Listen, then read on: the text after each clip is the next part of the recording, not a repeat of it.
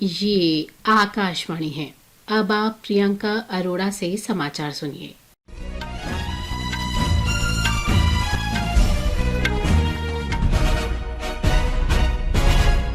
प्रधानमंत्री नरेंद्र मोदी ने आज द्रास में करगिल विजय दिवस की 25वीं वर्षगांठ के अवसर पर इस युद्ध के नायकों को श्रद्धांजलि दी। इस अवसर पर प्रधानमंत्री ने कहा कि लद्दाख की ये भूमि करगिल विजय दिवस की 25वीं वर्षगांठ की साक्षी बन रही है। उन्होंने कहा कि करगिल विजय दिवस हमें ये बताता है कि देश के लिए दिया गया बलिदान अमर है।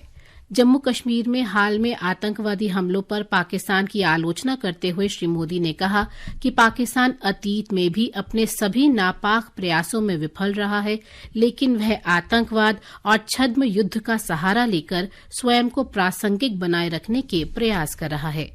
श्री मोदी ने देश के रक्षा क्षेत्र में किए गए सुधारों की सराहना करते हुए कहा कि भारत का रक्षा उत्पादन 1.5 लाख करोड़ रुपए से अधिक हो गया है। प्रधानमंत्री ने अग्निपथ योजना के बारे में भ्रामक सूचनाएं फैलाने के लिए विपक्ष की आलोचना की। उन्होंने कहा कि ये देश में होने वाले महत्वपूर्ण सुधारों में से एक है और इससे भारत का सामर्थ्य बढ़ेगा। श्री मोदी ने कहा कि देश के युवाओं को गुमराह करने वाले ये लोग अतीत में भी सशस्त्र बलों के प्रति कोई सम्मान नहीं रखते थे। श्री मोदी ने कहा कि अब से कुछ ही दिन बाद 5 अगस्त को अनुच्छेद 370 हटने के 5 वर्ष पूरे हो जाएंगे और आज का जम्मू कश्मीर सपनों से भरे एक नए भविष्य की तरफ आगे बढ़ रहा है। राष्ट्रपति द्रौपदी मुर्मू ने करगिल विजय दिवस पर सशस्त्र बलों के प्रति आभार व्यक्त करते हुए उन्हें श्रद्धांजलि दी।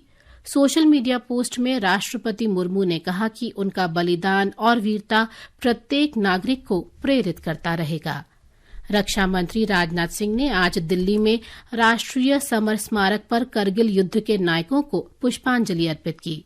सेना के उप प्रमुख लेफ्टिनेंट जनरल एम राजा सुब्रमणी, नौसेना के उप प्रमुख वाइस एडमिरल के स्वामीनाथन, वायुसेना के उप प्रमुख एयर मार्शल AP सिंह और CISC के lieutenant general Johnson P Matthew ने भी जवानों को पुष्पांजलि अर्पित कर श्रद्धांजलि दी। संसद के दोनों सदनों में करगिल युद्ध के दौरान वीरता से लड़ने वाले बहादुर सैनिकों को श्रद्धांजलि दी गई। लोकसभा में अध्यक्ष ओम बिड़ला ने सैनिकों के शौर्य और बलिदान का स्मरण करते हुए कहा कि सैनिकों ने युद्ध के दौरान अदम्य साहस का परिचय दिया।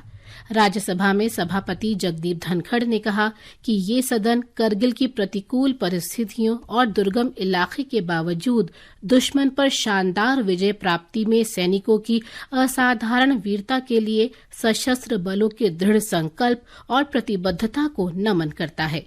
युद्ध के दौरान अपने प्राण न्यौछावर करने वाले सैनिकों की याद में दोनों सदनों में मौन रखा गया। राज्यसभा में आज आम बजट 2024-25 पर चर्चा फिर शुरू हुई। वाईएसआर कांग्रेस पार्टी के एस निरंजन रेड्डी ने बजट की सराहना करते हुए कहा कि वित्त मंत्री निर्मला सीतारामन ने बजट में अल्पकालिक लोक लुभावन विचारों के बजाय मध्यम और दीर्घकालिक विचारों को अपनाया है।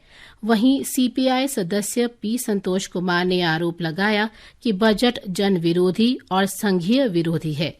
राष्ट्रीय जनता दल के AD सिंह ने देश में बेरोजगारी का मुद्दा उठाया। उन्होंने कहा कि आम बजट में कृषि क्षेत्र पर उचित ध्यान नहीं दिया गया है। विदेश मंत्री डॉक्टर S जयशंकर ने कहा है कि आसियान के साथ राजनीतिक, आर्थिक और सुरक्षा सहयोग सर्वोच्च प्राथमिकता है।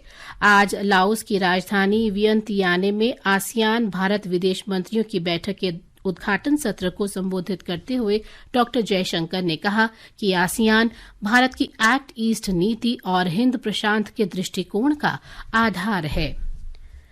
श्रीलंका में महिला एशिया कप T20 क्रिकेट के पहले सेमीफाइनल में आज बांग्लादेश ने भारत को 81 रन का लक्ष्य दिया है। ताजा समाचार मिलने तक भारत ने 6 ओवर में बिना किसी नुकसान के 46 रन बना लिए हैं। आज दूसरे सेमीफाइनल में शाम 7 बजे श्रीलंका और पाकिस्तान आमने सामने होंगे। पेरिस ओलंपिक 2024 की शुरुआत आज से होगी। ओलंपिक खेलों के उद्घाटन समारोह का आयोजन पेरिस में सीन नदी के किनारे भारतीय समय के अनुसार रात 11 बजे से होगा। इसके साथ ही ये समाचार बुलेटिन समाप्त हुआ।